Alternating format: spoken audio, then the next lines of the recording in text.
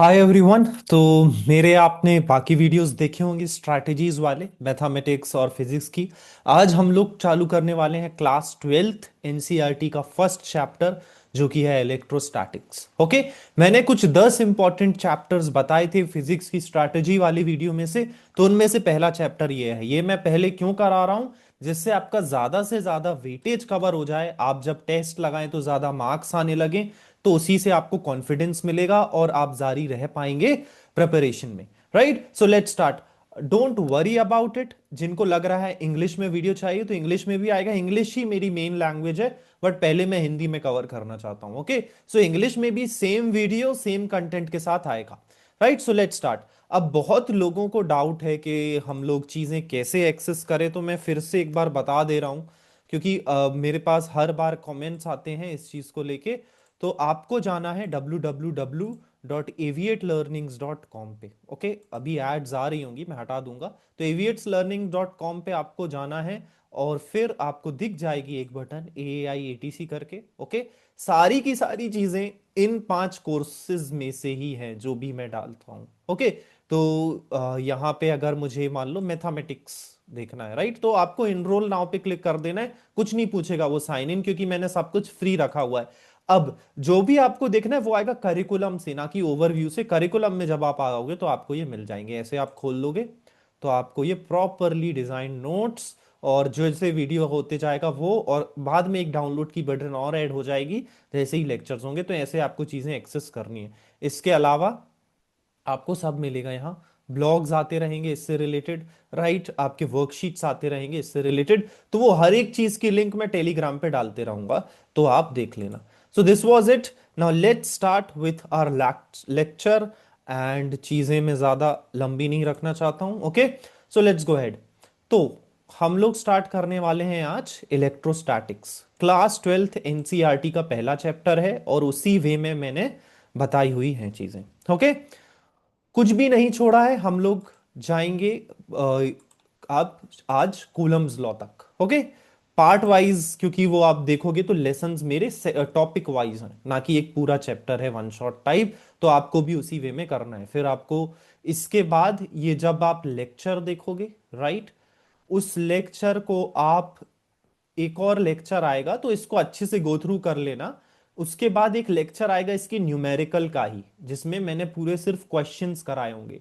जब ये चीज हो जाएगी तो आपको जाना है वर्कशीट्स पे, जो कि मिल जाएंगी मेरी वेबसाइट पे। वो वर्कशीट आप लगा लोगे एक दो बार, राइट, अच्छे से आप आंसर चेक कर लोगे। फिर उसके बाद आएगा एक टाइमिंग वाला टेस्ट, राइट, सेम इसी टॉपिक का। तो वो टाइमिंग वाला आप टेस्ट ले लोगे। जब तक 100% ना आने लगे उस टेस्ट में, तो आप ये टॉपिक से हो। बार बार ये चीज ऐसे रिपीटेडली करते जाना, लेक्चर्स नहीं देखना है। दूसरा क्या करना है, नोट्स जो है ना, मैं खुद भी दूंगा। बता रहा हूं, जैसे लेक्चर जब हो जाएगा तो उसके बाद डाउनलोड बटन ऐड करूंगा, पर प्लीज हैंड रिटन बना लेना। राइट, लेजी मत होना, क्योंकि हैंड रिटन चीजें आप रिटेन करते हो बहुत ज्यादा। मैंने ये ऑब्जर्व किया है खुद जब प्रिपरेशन कर रहा था। तो आप हैंड रिटन रख लेना। और आपको एक और शॉर्ट नोटबुक बनानी है, तो जो भी मैं इंपॉर्टेंट पॉइंट पूछूंगा बोलूंगा, वो शॉर्ट नोटबुक में एज अ फॉर्मूला और हर चीज आप लिखते चले जाओगे। वो शॉर्ट नोटबुक आपका काम होगा कि आप डेली उसको रिवाइज करो। तो कुछ इस तरीके से चीजें करनी है। लेक्चर देखना है, फिर जो क्वेश्चंस वाला लेक्चर होगा वो देखना है, वर्कशीट सॉल्व करनी है, टाइमिंग वाला टेस्ट देना है। उसके बाद आप टेक्स्ट बुक के सेक्शनल और जो भी आपको लगता है वो कर दोगे। ओके, नोट्स हैंड रिटन रखने हैं, ये भी आपको मिलेंगे जो जो मैं लिख रहा हूं। और एक शॉर्ट नोटबुक बनानी है। So this was all of it. Okay, आप चीजें अच्छे से समझ लीजिए। Now let's go ahead to electrostatics. सबने पढ़ा होगा, राइट, क्लास ट्वेल्थ में। मैं बहुत ही सिंपली वे में पढ़ाऊंगा। सो इलेक्ट्रोस्टैटिक्स, वर्ड आ रहा है पहले ही इलेक्ट्रो, राइट, और वर्ड आ रहा है स्टैटिक। मतलब इलेक्ट्रो जब भी वर्ड आता है तो मेरा जो मीनिंग होता है वो चार्ज से हम लोग रिलेट कर पाते हैं, और स्टैटिक वर्ड आता है चार्ज जब रेस्ट में। ओके, तो कैसे स्टार्ट होता है आपके एनसीईआरटी में, देखो, आपने कुछ फिनोमिनाज ऑब्जर्व करे होंगे। कैसे? जब आपने मेटल का नॉब टच किया होगा, या पुराने जमाने में वो डीवीडी प्लेयर होता ही था, या आपके सीपीयू का कैबिनेट, कभी आप उसको उठाना, या टीवी को, पुराने जमाने वाले, तो कोना जब भी आप करोगे ना तो आपको एक शॉक लगता था, या फिर अभी ठंड का समय था तो आप स्वेटर वेटर उतारते होगे तो स्पार्क्स टाइप के आपको दिखते होंगे। So this was nothing, something to observe from charge, right. ये सारे जो फिनोमेना थे ये चार्ज से ही रिलेटेड थे। ओके, तो सबने ऑब्जर्व किए। ओके, तो किस चीज किसी के मन में आया कि ऐसा कुछ है जिसकी वजह से ये इंटरैक्शंस हो रहे हैं। कौन से इंटरैक्शन? इनको हम लोग बोलते हैं इलेक्ट्रोमैग्नेटिक इंटरैक्शन। तो हमने वो क्वांटिटी का नाम रख दिया चार्ज, नथिंग एल्स, राइट। कोई भी फिनोमेना हम देखते हैं ना, तो हमें कुछ कन्वेंशन फॉलो करने लगते हैं। तो सेम वे मैंने कोई फिनोमेना देखा कि कुछ ऐसे इंटरैक्शंस हो रहे हैं, तो साइंटिस्ट ने उसका नाम रख दिया चार्ज। ओके, अब होता क्या है कि चार्ज हमें एक क्वांटिटी मिल गई, राइट। सेम वे उसी तरीके से क्वांटिटी थी आपकी मैग्नेट्स, इजंट इट। मैग्नेट की वजह से आपने देखा मैग्नेटिक इंटरेक्शन, इजंट इट। तो आपने उनको डिनोट कर दिया नॉर्थ और साउथ से, तो चार्ज को आपने ऐसा ही डिनोट कर दिया था प्लस और माइनस से, कन्वेंशन कुछ मानना था। क्योंकि जब वो दो चीजें पास आ रही थी तो हो सकता रिपेल कर रही थी, कभी अट्रैक्ट कर रही थी, इजंट इट। तो आपने कुछ कन्वेंशंस मान लिए। सेम वे हमारे मासेस में भी होता है, राइट। मास जो हम लेते हैं ना, हाँ, every body attracts another body, but यहां सिर्फ इंटरएक्शन हो रहा था। ओके, तो ये है, तो यहां पे इसलिए मैंने प्लस एम और माइनस एम जैसा कुछ नहीं माना, राइट। तो चार्ज एक ऐसी प्रॉपर्टी है जिसकी वजह से इलेक्ट्रोमैग्नेटिक इंडक्शन होता है, राइट। इसको ही हमें डिटेल में पढ़ना है इस चैप्टर में, बाकी भूल जाओ। ओके, बाकी आने वाले चैप्टर में देखेंगे। ठीक है, तो ये हो गया। अब इलेक्ट्रोस्टैटिक क्या है, देखो क्या होता है। ये चार्ज जो होगा, ये जो चार्ज मैंने देखा, ये अगर जब रेस्ट पे होगा, सिर्फ रखा हुआ है, ठीक है, तो इसको हम लोग पढ़ेंगे फिजिक्स की ब्रांच में इलेक्ट्रोस्टैटिक में, जो कि आपके स्टार्टिंग के आने वाले 4-5 चैप्टर होने वाले हैं। और जब इसको मैं पोटेंशियल की मदद से किसी कंडक्टर में मूव कराने लगूंगा, ओके, तो हम लोग इसको देखेंगे करंट इलेक्ट्रिसिटी में। ठीक है, तो इसलिए इलेक्ट्रोस्टैटिक के बाद हम लोग मूविंग चार्ज के बारे में पढ़ते हैं। करंट चार्ज यहां भी मूव करेगा पर अकेला होगा, राइट। कोई पोटेंशियल की मदद से किसी कंडक्टर में मूव नहीं करेगा। करंट इलेक्ट्रिसिटी में कंडक्टर में मूव करेगा। ओके, अब आप बोलोगे कि सर हम लोगों ने तो पढ़ा था एटम, और उसमें देखा कि कुछ ऐसा था, नहीं था, अलग से प्लस चार्ज अलग से minus charge.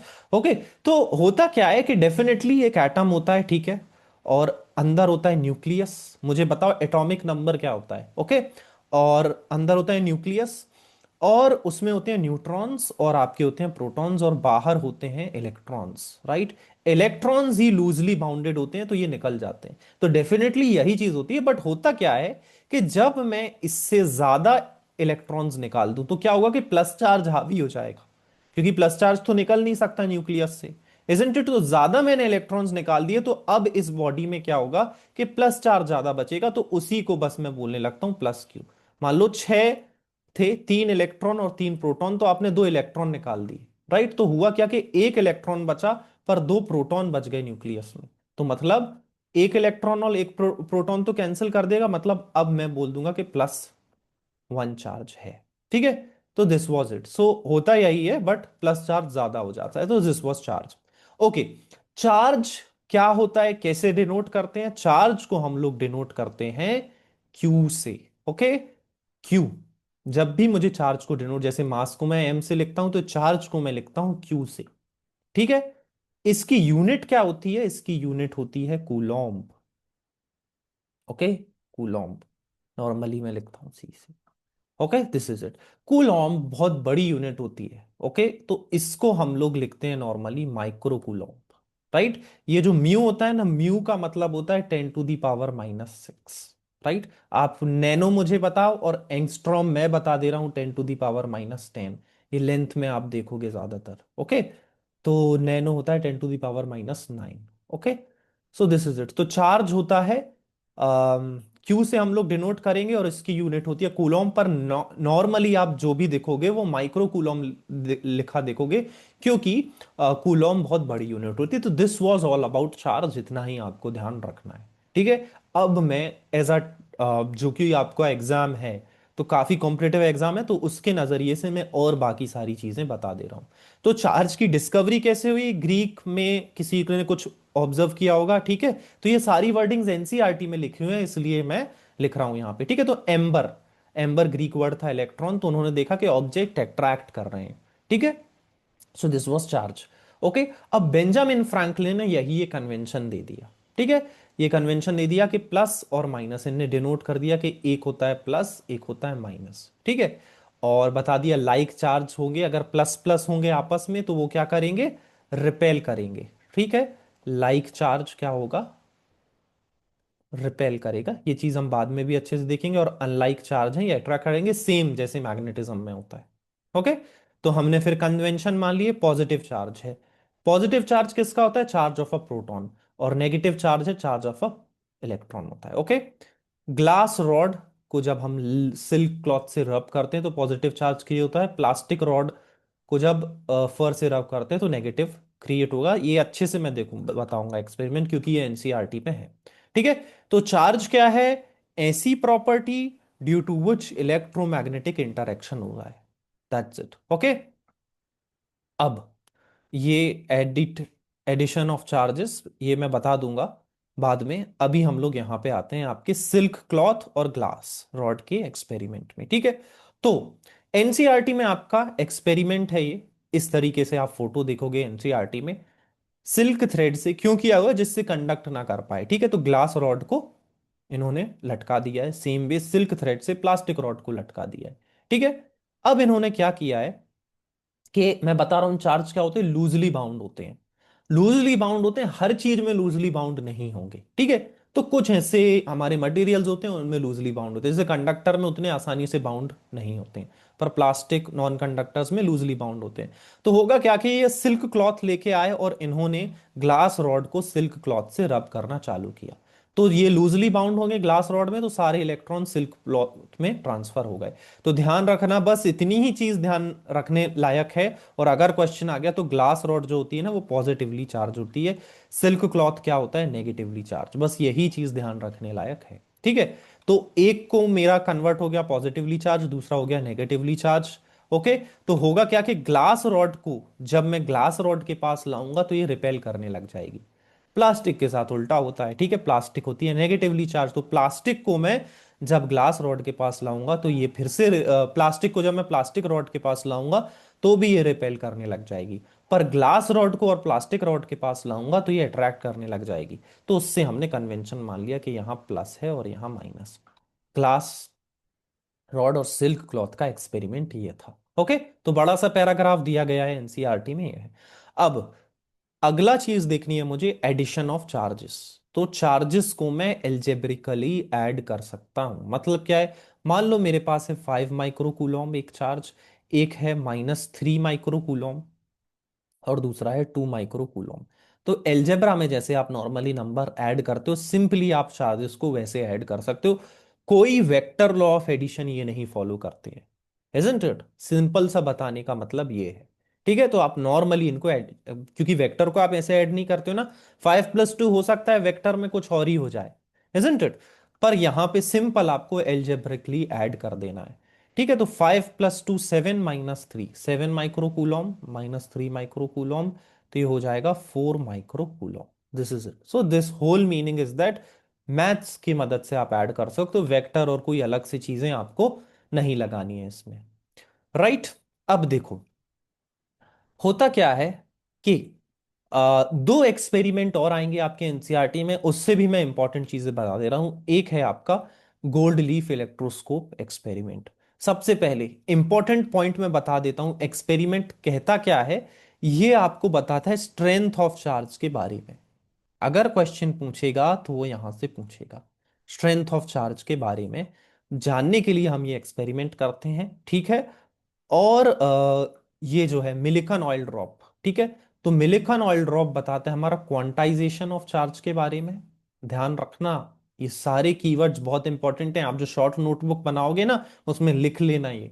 Gold leaf strength of charge, Millikan quantization, और दूसरा ये बताता है हमको कि चार्ज की वैल्यू कितनी थी। ठीक है, तो ये मिलिकन ऑयल ड्रॉप, इससे बाहर कुछ भी नहीं जाएगा चार्ज के बारे में पेपर में।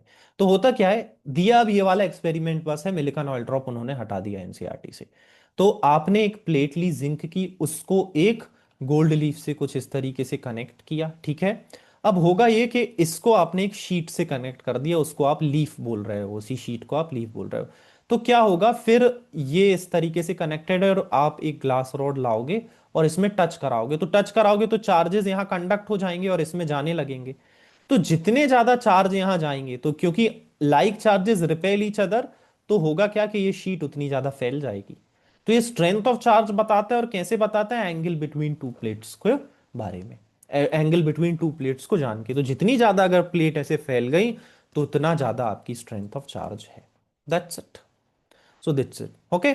अब हम लोग आते हैं सेकेंड प्रॉपर्टी ऑफ चार्ज के बारे में, जो कि है कंजर्वेशन ऑफ चार्ज। ठीक है, तो क्या ध्यान रखना है आपको कि आइसोलेटेड सिस्टम अगर है, आइसोलेटेड सिस्टम, ठीक है, तो चार्ज कंजर्व्ड रहेगा। मतलब सिस्टम में आप अलग से कोई और मास नहीं ऐड कर रहे हो। मतलब आप ऐसे भी तो कह सकते हो कि पहले मैं इतना मेटल का ब्लॉक ले रहा था, अब मैं बड़ा मेटल का ब्लॉक ले रहा हूं, तो डेफिनेटली चार्ज बढ़ जाएगा। पर आइसोलेटेड है, उस सिस्टम के साथ आप कुछ नहीं कर रहे हो, तो चार्ज क्या होगा, कंजर्व्ड होगा। पर न्यूक्लियर फिनोमिना में ये नहीं होता है। ठीक है, न्यूक्लियर रिएक्शन में क्रिएट और डिस्ट्रॉय हो सकता है, तो ये हम लोग आपके मॉडर्न फिजिक्स में देखेंगे। बीटा डीके, और ये क्या बोलते हैं, पॉजिटिव बीटा डीके, एक पॉजिट्रॉन निकलता है, एक न्यूट्रॉन निकलता है। ठीक है, न्यूट्रिनो बोलते हैं एक्चुअली। तो इन पे ज्यादा ध्यान रखना है, अभी आपको बस ये डेफिनेशन ध्यान रखनी है कि नेट चार्ज कंजर्व्ड होता है, बस। ठीक है, अब आता है क्वांटाइजेशन ऑफ चार्ज। तो चार्ज जो होता है वो क्वांटाइज्ड होता है। मतलब क्या है कि आप ऐसे नहीं ले सकते चार्ज। ठीक है, आप ऐसे नहीं ले सकते चार्ज कि आपने ले लिया half, right, half electron, 0.5 electron, ऐसा करके नहीं ले सकते आप। आपको लेना है हर बार होल नंबर ही, मतलब 2 इलेक्ट्रॉन, 3 इलेक्ट्रॉन, ऐसे। तो होल नंबर ही लेना है, तो यही चीज होती है quantization of charge. That's it, okay. So ये था। तो चार्ज की वैल्यू कितनी होती है, ये एक्चुअली एक इलेक्ट्रॉन में कितना चार्ज होता है, ये उसकी वैल्यू है। तो आप देख सकते हो 10⁻⁻⁹ कूलॉम आ रहा है। कितना छोटा मैं ले रहा हूं कूलॉम को, तो 1 इलेक्ट्रॉन में कितना चार्ज होता है, 1.6 इंटू 10⁻⁻⁹ कूलॉम। ये वैल्यू आपने बहुत बार पढ़ी होगी। ठीक है, तो ये हमें, अच्छा प्रोटॉन में कितना होता है, सेम, बस हम लोग क्या करते हैं, साइन कन्वेंशन बताया था मैंने, साइन जो है वो कन्वेंशन ही है। तो इलेक्ट्रॉन के आगे मैं नेगेटिव लगा देता हूं, और प्रोटॉन के आगे मैं 1.6 ही रहने देता हूं। सो दिस इज इट, ओके। अब हम लोग बहुत इंपॉर्टेंट टॉपिक जो है इस चैप्टर का, जो कि है कूलॉम्स लॉ, जहां से क्वेश्चन आना गारंटीड है, वो पढ़ने जा रहे हैं। ठीक है, तो मैं बता दूं कि अभी आपने इलेक्ट्रिक फोर्सेस पढ़े, ठीक है। तो ये फोर्सेस क्या होते हैं, दो चार्जेस के बीच में लगते हैं, इलेक्ट्रिक फोर्सेस। और ग्रेविटेशनल ग्रेविटेशनल जो फोर्स होता है, उसके कंपेरेबल ये वाले फोर्सेस बहुत ज्यादा बड़े होते हैं। ठीक है, तो ग्रेविटेशनल बहुत कम होता है इसकी वैल्यू, पर ये जो इलेक्ट्रिक फोर्सेस होते हैं वो ग्रेविटेशनल फोर्सेस के कंपैरिजन में बहुत ज्यादा बड़े होते हैं। इसलिए मैंने ये अच्छे से इमेज लगा, क्योंकि ऐसा क्वेश्चन आया हुआ है। ठीक है, तो इलेक्ट्रिक फोर्स देख रहे हो, उनकी स्ट्रेंथ कितनी ज्यादा है, पर ग्रेविटेशनल की इतनी कम है। तो अब हम लोग देखने जा रहे हैं Coulomb's law. Okay, so let's go ahead and अच्छे से देखते हैं, क्योंकि ये बहुत ज्यादा इंपॉर्टेंट है। तो क्या कहता है Coulomb's law, okay. Coulomb's law ये कहता है कि आपके पास अगर दो चार्जेस हैं, एक चार्ज है Q1, मैं पॉइंट के जरिए बता रहा हूं, एक चार्ज है Q2, ठीक है, और मान लो इन दोनों के बीच में डिस्टेंस है R। ठीक है, तो जो फोर्स लगेगा इन दोनों चार्ज के बीच में, उसको मैं F से डिनोट करता हूं, वेक्टर ही है ये, ओके। वो लगेगा 1/4 pi epsilon naught Q1 times Q2 divided by R square, right. एप, ये जो है ना सिंबल, ये होता है एप्सिलॉन, इसको मैं बोलता हूं एप्सिलॉन, राइट। ये क्या होता है, ये परमिटिविटी ऑफ मीडियम बताता है। ठीक है, मतलब मान लो मैं एयर में रखूंगा, फिर मैं वाटर में रखूंगा, तो अलग अलग फोर्सेस की वैल्यूज होती जाएगी। ठीक है, तो ये है आपका कूलम्स लॉ। ठीक है, so this is what it is, और ये फोर्स होगा वेक्टर। अब मतलब कैसे है कि अगर दोनों सेम चार्ज होंगे तो ये फोर्स को मैं पॉजिटिव पॉजिटिव है राइट, तो ये फोर्स को मैं ऐसा रिपेलिंग मानने लगूंगा। अगर पॉजिटिव नेगेटिव है तो ये फोर्स को मैं अट्रैक्टिव मानने लगूंगा। ठीक है, सो दिस इज इट। अब करना क्या है, आपको जो लेने हैं वो पॉइंट चार्जेस ही लेने हैं, है ना। ठीक है, तो पॉइंट चार्ज का मतलब क्या होता है, size of charge very small. ठीक है, तो आप उसको एज अ पॉइंट चार्ज लोगे, that's it. So this is what Coulomb's law is. तो मैं एक और तरीके से ये फॉर्मूला लिखने लगता हूं। मान लो मेरे पास एक चार्ज है, अगर Q1, एक चार्ज है Q2, राइट, और यहाँ पे डिस्टेंस है R वेक्टर। ओके, तो मैं F12 राइट लिखूं अगर मैं, तो मैं लिखने लगता हूँ 1/4 pi epsilon naught Q1 Q2 R square, और आर कैप भी लगा देता हूं मैं। आर कैप यूनिट वेक्टर बता रहा है डायरेक्शन के साथ, isn't it. So this is it, force on two due to one. So this is it, force on 1 due to 2, or force on 2 due to 1. So this is what Coulomb's law tell you. Fine. अब देखो होगा क्या कि मान लो आपको वो इस तरीके से क्या कर दें कि आपको कोऑर्डिनेट्स दे दें। ज्यादातर ऐसे ही क्वेश्चन वो लोग करेंगे आपका जब टेस्ट आएगा ना, तो नॉर्मली क्या करेंगे, ऐसे ब्लैंक स्पेस में नहीं, आपको चीजें वेक्टर फॉर्म में दे देंगे और फिर आप हो जाओगे कंफ्यूज। बट बहुत आसान है उससे भी। ठीक है, मान लो मेरा ये है ओरिजिन, राइट, और यहां पे मैंने कोऑर्डिनेट एक्सिस में 3 पॉइंट ले लिए, X comma Y comma Z, right, और यहां से यहां डिस्टेंस है मेरा आर। कोई मुझे बता सकता है ये आर मैं कैसे निकालूंगा? आर मैं सिंपली डिस्टेंस फॉर्मूला से निकाल लूंगा, इजंट इट। और मैंने यहां रख दिया एक चार्ज Q1, और मैंने यहां रख दिया मान लो एक चार्ज Q2, राइट। तो आपको फिर चीजें ये जो है ना, आर अब वेक्टर फॉर्म में लिख लेना। आर वेक्टर अगर आप लिखोगे ना, तो याद है डिस्टेंस फॉर्मूला में कैसे लिखते थे, x-0 square, isn't it, plus y-0 square, x2 - x1 plus y2 - y1 plus z2 - z1 plus z-0 square, right. तो ये आपने कर दिया। ये मैं और ऐसे भी करता हूं, मान लो ये X I cap plus Y J cap plus Z की कैप था। ओके, तो ये आप लिख लोगे इस तरीके से डिस्टेंस, राइट। और आर कैप अगर आप लिखोगे R vector divided by mod R. किसी को अगर याद हो यूनिट वेक्टर कैसे लिखते थे, तो आर वेक्टर लिखते थे, उसको उसके मैग्नीट्यूड से डिवाइड कर देते थे। तो आर वेक्टर था x y cap plus Y जे कैप प्लस जेड की कैप, और उसका मैग्नीट्यूड था under root of x² plus y² plus z², right. किसी को अगर ये बेसिक चीजों में भी दिक्कत है तो मैं वेक्टर का वीडियो पहले ले आऊंगा, आप मुझे बता देना। ठीक है, तो आप क्या करोगे फिर, ये वाले फॉर्म में आर यहां डाल दोगे इस फॉर्मूले में। So this is how you have to do. बाकी और इससे ज्यादा ऊपर वो एटीसी में कुछ भी नहीं करेंगे। सो this is it. I hope you must have understood the things here, and let's go ahead and do some questions. Okay? तो आपको क्या करना है कि मुझे बताना है, मान लो ये है एक और यहाँ पे मैंने एक पॉइंट ले लिया a, राइट, और यहाँ से यहाँ तक यहाँ एक चार्ज रखा है Q1, यहाँ एक चार्ज रखा है Q2। ठीक है, तो मुझे बताओ कि इसमें कितना फोर्स लगेगा। वीडियो पॉज करके अगर आप खुद कर सकते हो तो ठीक है, वरना मैं कर देता हूं। ठीक है, तो यहां जो फोर्स लगेगा वो होगा F = K Q1। के क्या है देखो, के क्या है, यही चीज 1/4 पाई एप्सिलॉन नॉट। ओके, तो के Q1 Q2 divided by are. अब मैं लिखूंगा a-0 square plus a-0 square plus a-0 square. R vector अगर मैं लिख दूं यहां से, तो ये हो जाएगा under root of a-0 square plus a-0 square plus a-0 square, isn't it. तो ये सिंपली आ जाएगा अंडर रूट 3a। तो यहाँ पे आप डाल दोगे under root 3a whole square. So this was it. Okay, चलो मैं हल्की सी एक चीज मेरे से मिस हो गई, सॉरी फॉर दैट। क्या है कि ये जो है ना, ये होता है हमारा के। ठीक है, मैंने आप उधर फॉर्मूला में, तो ये इसको मैं नॉर्मली डिनोट करता हूँ के। अब ये बहुत अजीब सी वैल्यू आती है, क्योंकि एप्सिलॉन नॉट की वैल्यू ये होती है, तो ये बहुत अजीब सी वैल्यू आती है। तो आपको क्या लेना है, आपको सिंपली ये जो वैल्यू लेनी है ना, के, ये होगा 1/4 पाई एप्सिलॉन नॉट, और इसकी वैल्यू डायरेक्टली होती है 9 × 10⁻⁹ right. Coulomb square newton inverse metre to the power 2। तो ये वैल्यू आपको लेनी है डायरेक्टली। तो आप पूरे ये अलग से नहीं लिखोगे 1.4 पाई एप्सिलॉन नॉट, आप बस ये वैल्यू लिखते जाओगे, पूरी वैल्यू कैलकुलेट करना, आखिरी में इस नंबर से मल्टीप्लाई करना है, तो आपको ये आंसर जो भी है फोर्स का मिल जाएगा। सो आई होप आपको ये चीज समझ आई होगी, अगर नहीं आई है तो tell me, okay, and you can comment me, I will make the video much in a much better way, okay.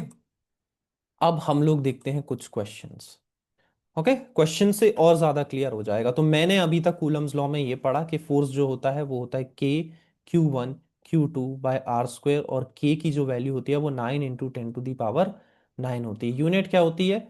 Unit मुझे भी नहीं याद है। Coulomb square newton inverse metre to the power 2, coulomb square, right, newton inverse metre to the power, this is what it is, okay.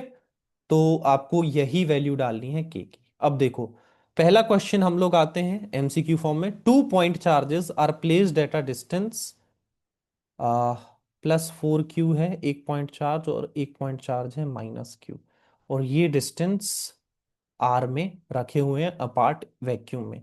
If the magnitude of forces F is between them is F, right. तो अगर मैं इन दोनों point charge के बीच में कोई force लिख पाऊं, तो वो कैसे लिखूंगा? F इज इक्वल्स टू के +4 Q, राइट। बार बार इतनी बड़ी वैल्यू नहीं लिखना, बस उसकी जगह आप के लिख लेना, times -Q, right, divided by r², ये फोर्स हो जाएगा, ठीक है। ये हो जाएगी F की वैल्यू, ओके। सो ये आ जाएगा अपने पास 4K Q² by r²। What would be the force between +2Q and -2Q, okay. तो +2Q और -2Q के बीच में क्या होगा? +2Q और माइनस, तो फोर्स तो सेम ही टाइप का होगा, राइट, ओके। और K +2Q times -2Q divided by r², तो कितना हो जाएगा? Again 4K Q² by r²। तो ये F था, तो ये भी F है, so answer will be AF, isn't it? Answer will be AF. I hope you must have understood.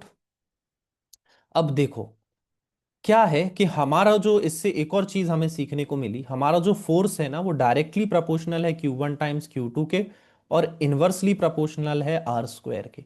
तो अगर Q1 टाइम्स Q2 की वैल्यू सेम है और डिस्टेंस उनके बीच में अगर चेंज नहीं हो रहा है, तो मेरा फोर्स सेम रहेगा। तो देखो यहाँ Q1 टाइम्स Q2 हमें था 4Q² आ रहा था, यहां भी -4Q² आ रहा था, मतलब सेम वैल्यू आ रही है, ठीक है। डिस्टेंस और चेक कर लेते हैं, यहां डिस्टेंस r था और सेम वे इन्होंने बोला है कि सेम डिस्टेंस है, मतलब डिस्टेंस नहीं चेंज हो रहा है, तो डायरेक्टली मैं F मार्क कर दूंगा। आई hope you understood this, right. Q1 times Q2 की वैल्यू अगर सेम है और डिस्टेंस चेंज नहीं हो रहा है, तो डायरेक्टली फोर्स आ जाएगा F। I hope you must have understood this MCQ. Now let's go ahead. Two charges experience a force F in air, right? ठीक है, तो मान लो दो चार्ज थे, F था K Q1 Q2/r² और K हो गया है अब 4, right, in the medium of dielectric constant K is equals to 4, right, the new force, okay.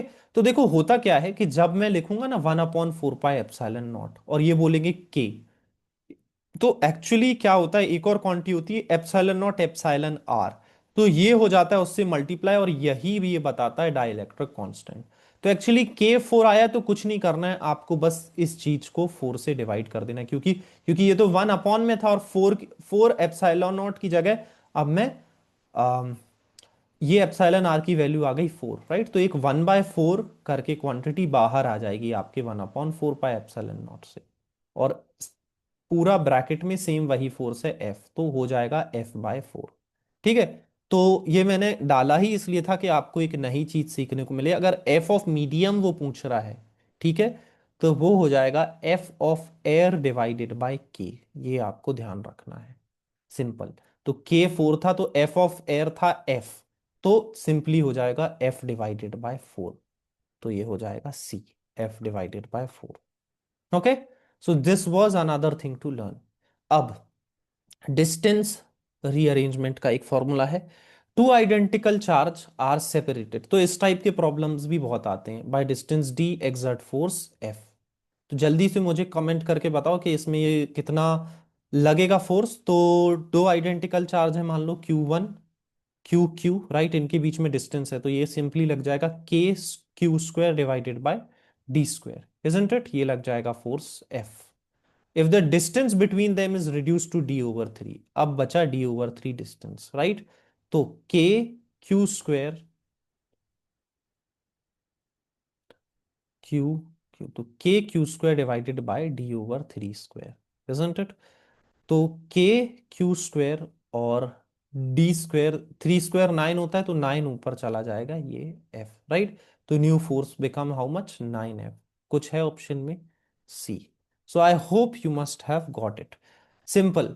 अब देखो, वो मैंने जो दूसरा मेथड बताया था उससे भी हम लोग कर सकते हैं। फोर्स क्या होता है, डायरेक्टली प्रोपोर्शनल Q1 Q2 के, और फोर्स होता है इनवर्सली प्रोपोर्शनल आर स्क्वायर के।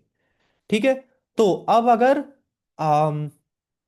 प्रोडक्ट ऑफ चार्ज नहीं चेंज हो रहा है, तो प्रोडक्ट ऑफ चार्ज इन्हें नहीं चेंज किया, पर डिस्टेंस चेंज कर दिया है।